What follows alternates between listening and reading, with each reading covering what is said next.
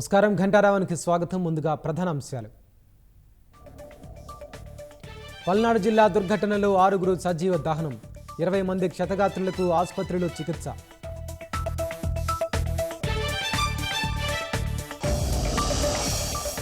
Road ప్రమాదంపై చంద్రబాబు దిగ్భ్రాంతి, గాయపడ్డ వారికి మెరుగైన వైద్యం అందించాలని సూచన.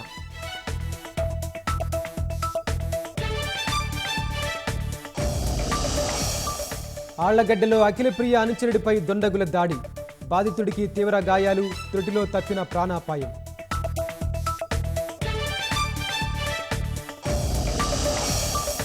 మాచెర్లలో వైకాపా దాడులపై ఎట్టకేలకు పోలీసుల స్పందన, అదనపు బలగాలను మోహరించినట్లు జిల్లా ఎస్పీ ప్రకటన.